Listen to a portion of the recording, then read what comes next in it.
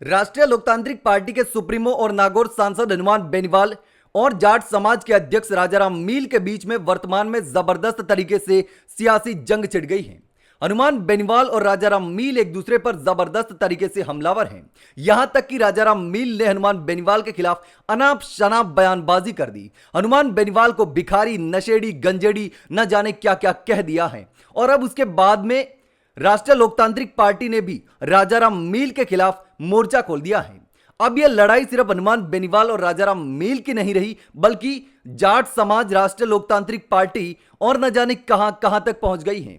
पूरे राजस्थान में हनुमान बेनीवाल और राजाराम मील के बीच में चल रही लड़ाई की चर्चा हो रही है। दरअसल यह पूरी लड़ाई जो थी, पूरा विवाद जो था, वो हनुमान बेनीवाल के एक बयान से शुरू हुआ था। हमारे राजाराम जी मील उद्धव समाज के अध्यक्ष, इनके परिवार से 5-5 बच्चे दूसरे समाजों में चले गए। इससे बड़ी विडंबना क्या हो सकती?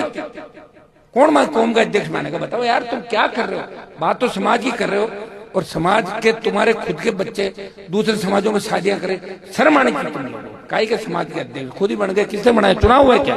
खुद ही बन के बैठ गए। क्या इलेक्शन में? बताओ मुझे। जमाने जब तुम 5वें-6ठे नंबर पर परिवार बुरी तरीके से रोज।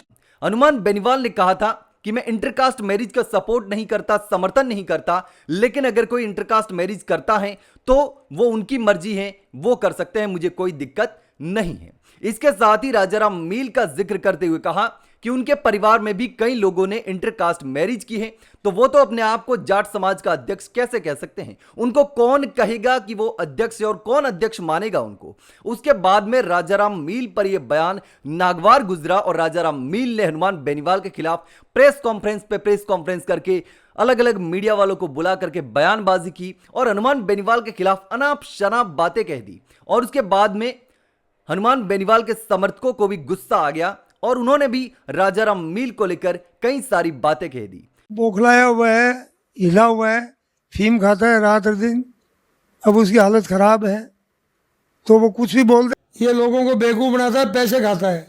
पैसे खाते हैं। एक नंबर का चोर है पैसे खाने में।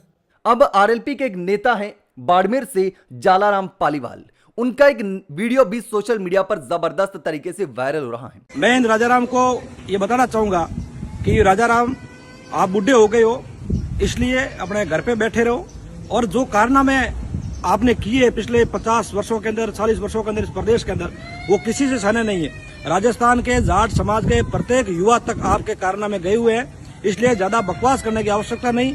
अगर ज्यादा बकवास किया, और मैं आज ऐलान भी करता हूं आपको कि अगर इसी प्रकार बकवास करते रहे और गलती से भी कभी बाड़मेर या बाईतू अगर की तरफ अगर आप आ गए, तो मैं 100% कहता हूं कि मुंह के ऊपर काली पोत कर आपको वापस भेजा जाएगा। आप लोग कह रहे हैं फलाना ये हो जाएगा, वो ढीकड़ा कूट देगा, फलाना कर देगा। 100% मुंह पर काली पोती जाएगी, मुंह पर गोबर फेंका जाएगा और हो सकता है पूरे जो हाथ पैर है वो भी सही सलामत आपके नहीं रहे। तो आपने सुन लिया। ये तमाम बयान सुनने के बाद में आपको क्या लगता है? हनुमान बेनीवाल ने इंटरकास्ट मैरिज को लेकर बयान दिया था। राजाराम मील को पता नहीं क्यों गुस्सा आ गया, क्यों हनुमान बेनीवाल पर वो इतना भड़क गए कि प्रेस कॉन्फ्रेंस करके हनुमान बेनीवाल पर अनाप शनाप आरोप लगाने लगे, अनर्गल बयानबाजी करने लगे, हनुमान बेनीवाल को नशेड़ी, गंजेड़ी और भिखारी तक कह डाला।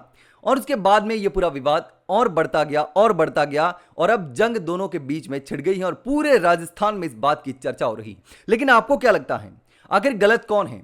क्या राजाराम मील जो हनुमान बेनीवाल पर आरोप लगा रहे हैं कि हनुमान बेनीवाल को पता नहीं चलता, वो पागल हैं, उनके साथ में कोई लोग नहीं है? यहां तक कह दिया कि हनुमान बेनीवाल के साथ अगर जनता होती तो हनुमान बेनीवाल की पत्नी हारती नहीं, और हनुमान बेनीवाल के लिए भिखारी, नशेड़ी, गंजेड़ी तक की बात कह डाली।